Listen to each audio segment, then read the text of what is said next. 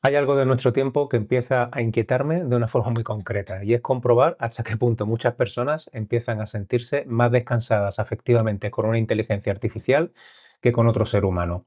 Y fijaos que esto no lo digo desde la facilidad de quien se mantiene a los márgenes, ¿no? de la inteligencia artificial ni de las redes sociales, pero sí desde profundamente el rechazo que siento, quizás de una forma automática, precisamente, ¿no? a determinados modos de poder habitar la tecnología.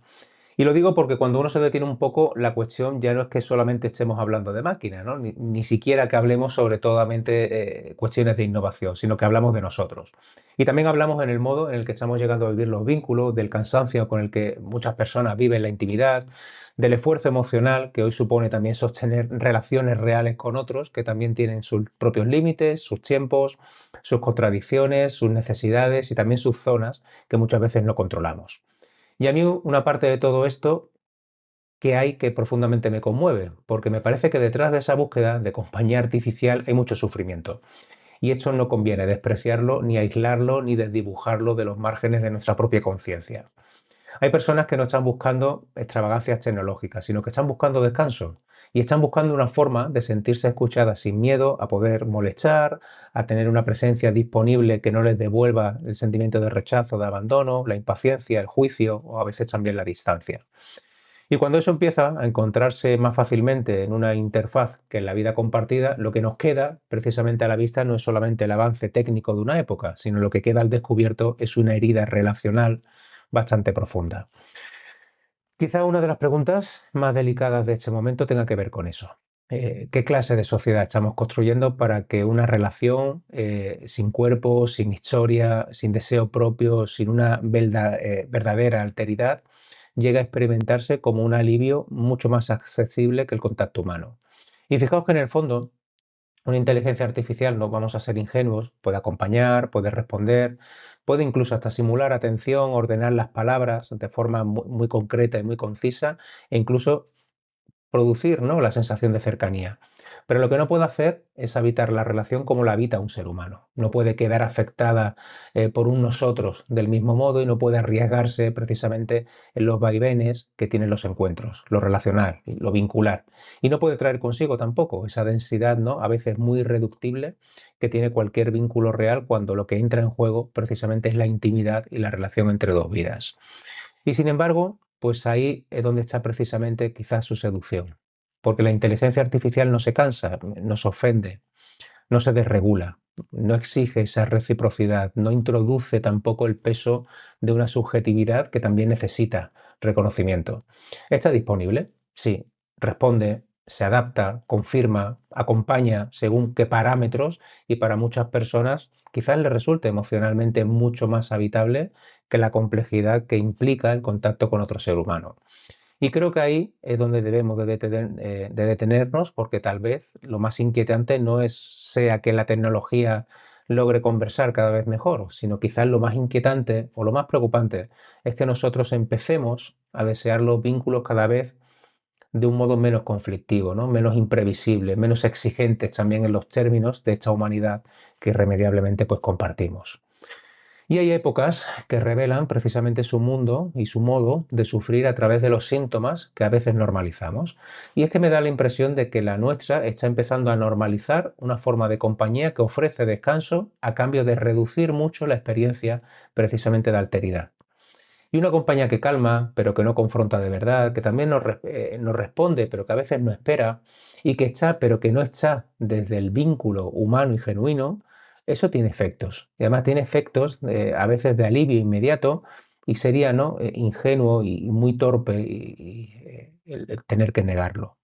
Hay momentos en los que una interacción así, con la inteligencia artificial, pues puede ofrecer consuelo, orientación, incluso una sensación de sostenimiento. Pero quizás la cuestión de fondo aparece cuando ese tipo de experiencia empieza a convertirse en un ideal afectivo. Cuando lo que empezamos a valorar ya no es solo el cuidado, sino el cuidado precisamente sin fricción. Una presencia a veces sin demanda, ¿no?, una intimidad donde la posibilidad del riesgo no existe. Y desde la salud mental esto merece, ¿no?, una reflexión seria, porque una parte importante de nuestra vida psíquica se construye precisamente en la relación con lo que no dominamos del todo. Es aprender a esperar, a tolerar la frustración, a reparar eh, después del desencuentro, a sostener la incertidumbre, ¿no? de no ser siempre comprendidos de inmediato. Y ahí es donde precisamente tenemos, ¿no?, que poner la atención. Y esto también tiene mucho de lo terapéutico, no porque el sufrimiento relacional tenga a veces que idealizarse, ni porque toda relación complicada sea por ella, ¿no?, y sea por ello valioso, sino porque la construcción de un vínculo vivo nunca depende de que el otro responda bien a nuestras necesidades, sino que también depende de la posibilidad de crear un espacio compartido con alguien que existe más allá de nosotros. Me preocupa. Y me preocupa que de algún modo estemos entrando en una cultura afectiva cada vez menos preparada para esta experiencia. Una cultura que quiere conexión constante, pero que cada vez menos tolera la incomodidad que acompaña a una cercanía real. Fijaos que estamos en una cultura saturada de mensajes, de notificaciones, de estímulos, de respuestas inmediatas, que sin embargo parece que cada vez está más fatigada para poder sostener los silencios, la ambivalencia y a veces los conflictos. Estamos en un paisaje donde la compañía o esta soledad asistida o esta compañía artificial encuentra un terreno muy fértil.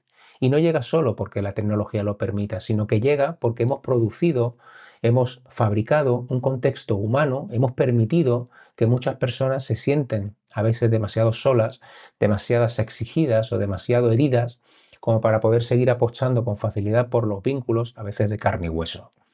Yo no sé si la gran pregunta de este momento es si una inteligencia artificial puede acompañarnos, porque probablemente en algún sentido ya lo hace. Quizás la pregunta que me parece más profunda tiene que ver con qué nos está pasando para que esa forma de compañía empiece a parecernos emocionalmente suficiente. Y sobre todo qué estamos perdiendo en nuestra vida común, en nuestras relaciones, en nuestros ritmos, en nuestra capacidad de presencia, para que una relación diseñada para adaptarse a nosotros llegue a sentirse mucho más segura que una relación con otro ser humano. Y fijaos que creo que conviene un ejercicio de honestidad, ya que el problema no está en que una persona encuentre alivio en una interacción de este tipo, sino que el problema quizás aparezca cuando dejamos de interrogarnos por las condiciones que hacen de ese alivio una necesidad. Y cuando una sociedad pensamos y podemos reflexionar que empieza a preferir presencias que no reclaman nada, que pagamos para que sea una soledad o que sea una conversación mantenida con un otro digital, con ese otro perfecto, quizás deberíamos de preguntarnos qué ha ocurrido con la tolerancia a los vínculos, con nuestra forma también de cuidar, con nuestra manera de estar disponibles para el sufrimiento ajeno. Y quizás también deberíamos preguntarnos por qué hay tantas personas que sienten que para descansar emocionalmente necesitan una compañía que no las confronte, ¿no?, con la lentitud o con el límite del otro. A mí, sinceramente, todo esto me parece menos una anécdota futurista que un síntoma cultural de nuestra época. Un síntoma que de algún modo nos habla de una hiperconexión y también de la soledad, de una fatiga vincular y de un hambre, en algún modo, de reconocimiento, de avances tecnológicos y también de pérdidas humanas muy difíciles de medir. Por eso creo que esta conversación merece algo más que una fascinación, ¿no?, o algo más elaborado que un simple, bueno, pues es la época en la que vivimos, sino que merece pensamiento, cuidado, ¿no? Y también un ejercicio de honestidad. Quizá lo más urgente no sea preguntarnos cuándo ni cuánto puede parecerse una máquina a una persona, sino que lo necesario y lo urgente sea preguntarnos en qué clase de mundo estamos viviendo para que tantas personas empiecen a necesitar que una máquina ocupe el lugar donde antes esperaban encontrar a alguien.